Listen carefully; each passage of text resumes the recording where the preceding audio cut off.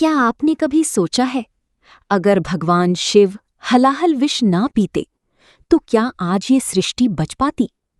समुद्र मंथन में निकला ऐसा भयंकर विष जिसकी ज्वाला से तीनों लोग कांप उठे थे। और फिर संपूर्ण संसार की रक्षा के लिए महादेव ने लिया एक ऐसा निर्णय जिसने उन्हें बना दिया नीलकंठ। लेकिन इस समुद्र मंथन की शुरुआत कैसे हुई? देवता इतने कमजोर क्यों हो गए थे? और आखिर भगवान विष्णु ने क्यों लिया कूर्म अवतार? जानिए अधिक मास की इस दिव्य कथा में।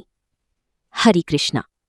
पुरुषोत्तम मास केवल 1 महीना नहीं, ये भगवान श्री हरि की विशेष कृपा प्राप्त करने का दुर्लभ अवसर है। इस पवित्र मास में की गई छोटी सी भक्ति भी मनुष्य को अनंत पुण्य प्रदान करती है। और इसी अधिक मास में हम सुन रहे हैं दिव्य पौराणिक कथाओं की अद्भुत श्रृंखला। तो आइए आज की कथा आरंभ करते हैं। द्रौपदी की पूर्व जन्म की कथा।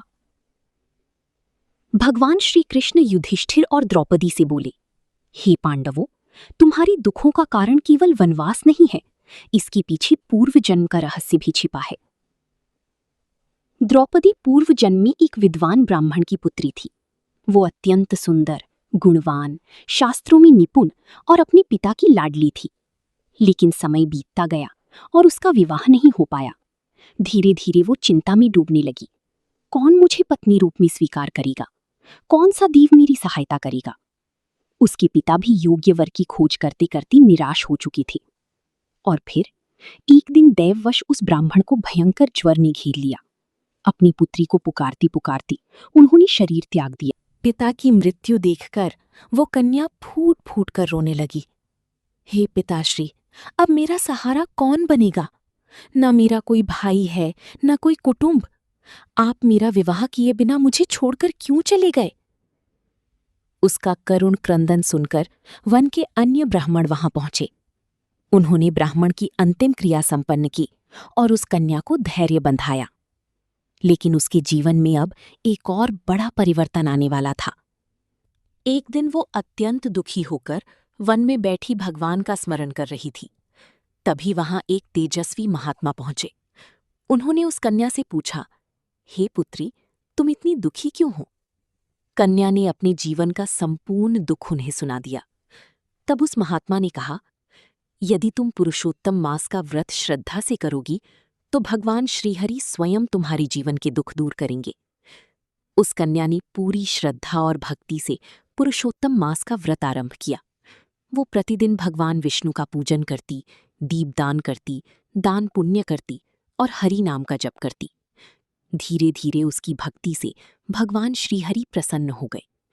भगवान श्री कृष्ण बोले, हे द्रौपदी, पूर्व जन्म में किए गए उसी पुरुषोत्तम मास व्रत के प्रभाव से तुम्हें इस जन्म में महान सौभाग्य प्राप्त हुआ। तुम 5 पांडवों की प्रिय पत्नी बनी और स्वयं श्री कृष्ण की कृपा तुम्हें प्राप्त हुई। लेकिन उस जन्म में पुरुषोत्तम मास का पूर्ण विधि से पालन न कर पाने के कारण तुम्हें जीवन में अनेक कष्ट भी सहने पड़े। इस कथा से हमें ये शिक्षा मिलती है कि पुरुषोत्तम मास में की गई भक्ति कभी व्यर्थ नहीं जाती। भगवान देर से ही सही, लेकिन अपने भक्तों को अवश्य फल प्रदान करते हैं। एक समय महर्षि दुर्वासा ने देवराज इंद्र को प्रसन्न होकर दिव्य फूलों की माला भेंट की। लेकिन अभिमानी इंद्र ने उस माला को ऐरावत हाथी के सूंड में डाल दिया। ऐरावत ने उस माला को पैरों तले रौंद दिया। ये देखकर दुर्वासा ऋषि क्रोधित हो उठे।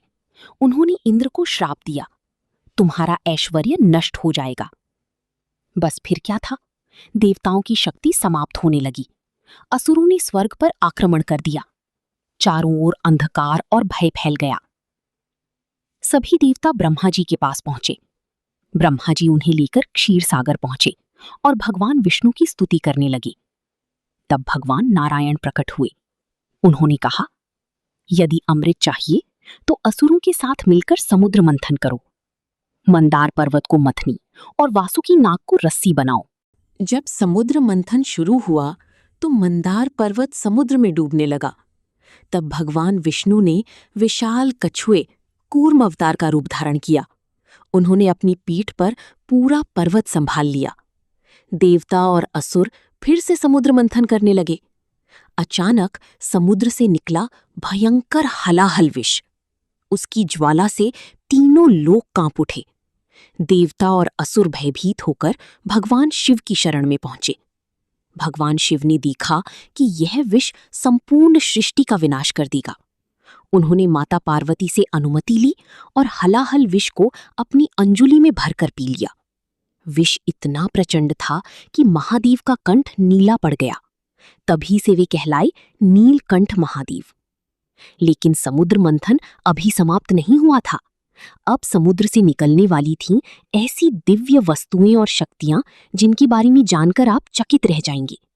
आखिर अमृत किसे मिला, मोहिनी अवतार क्यों हुआ और समुद्र मंथन से निकली 14 रत्न कौन कौन से थे, ये सब जानेंगे अधिक मास कथा श्रृंखला की अगले भाग में। यदि आपको ये कथा पसंद आई हो तो वीडियो को लाइक करें, चैनल को सब्सक्राइब करें और कमेंट में लिखें ओम नमो भगवती वासुदेवाय। हर हर महादेव।